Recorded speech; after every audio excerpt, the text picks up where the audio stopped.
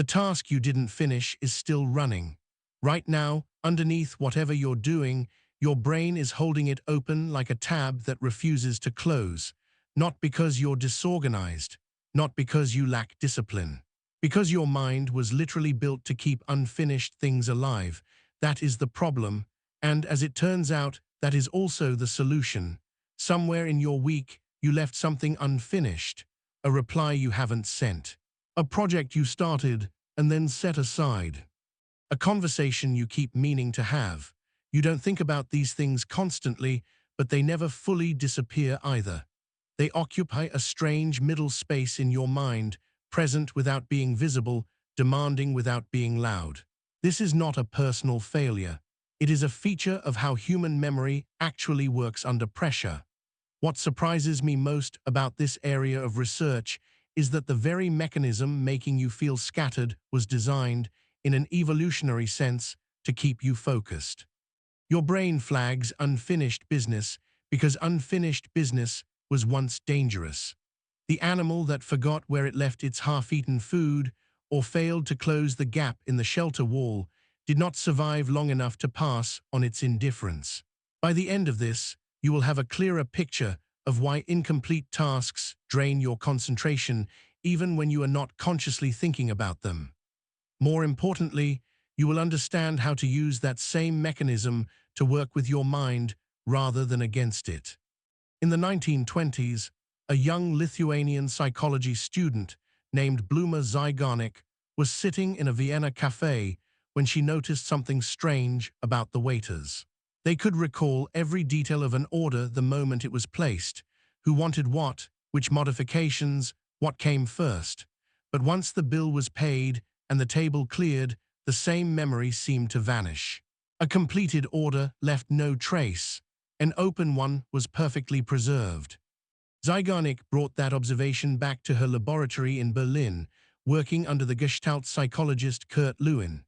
She designed a series of experiments in which participants were given around 20 simple tasks, puzzles, arithmetic problems, small construction exercises, and were interrupted mid-task on roughly half of them. When the session ended, and she asked them to recall what they had been working on, people remembered the interrupted tasks nearly twice as often as the completed ones. Zeigarnik published these findings in 1927, and the pattern she identified became known as the Zeigarnik Effect. The mechanism Lewin proposed was that beginning a task creates a kind of psychological tension.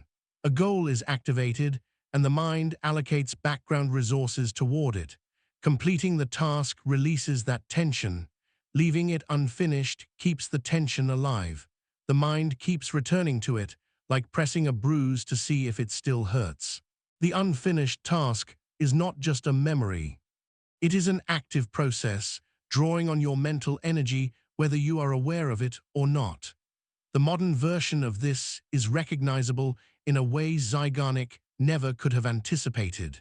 You sit down to write something, and your thoughts drift to the email you haven't answered. You try to sleep and find yourself rehearsing a conversation you've been avoiding. You sit in one meeting while mentally drafting the agenda for the next.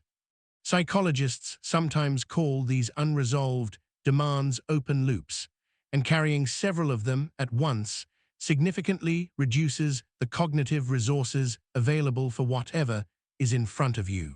Daniel Kahneman, in Thinking Fast and Slow, published in 2011, describes the limited nature of attentional bandwidth in ways that make this concrete. The mind does not simply switch between tasks. It maintains multiple active concerns at once, and each one has a cost. An unfinished task occupies what researchers call working memory load. The more open loops you carry, the less bandwidth remains for the work that requires your full presence. What makes the Zeigarnik effect particularly striking is that it is not proportional to the importance of the task. A minor, unfinished errand can generate the same intrusive quality as a major unresolved project. The mind does not rank these interruptions by significance. It flags them by completion status. This is part of why a small, nagging item can disrupt a sophisticated piece of creative work. The brain treats incompletion as incompletion, regardless of scale. A draft email carries the same tag as an overdue report. The system does not discriminate, but here is the part that took me longest to accept. You do not actually need to finish a task to stop your mind from circling it. Researchers E.J.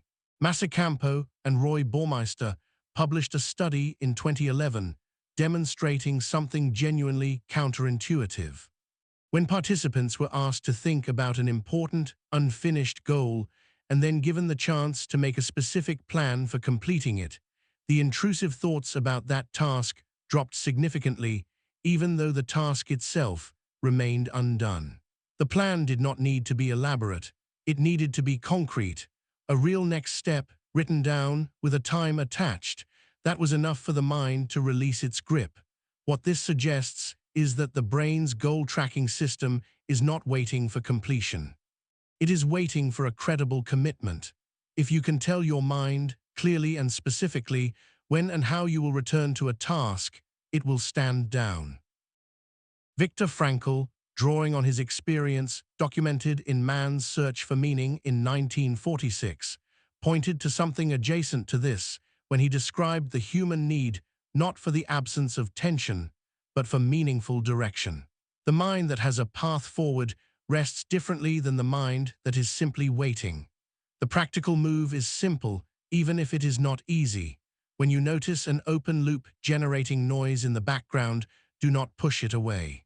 Give it a genuine next step instead. Write it somewhere external.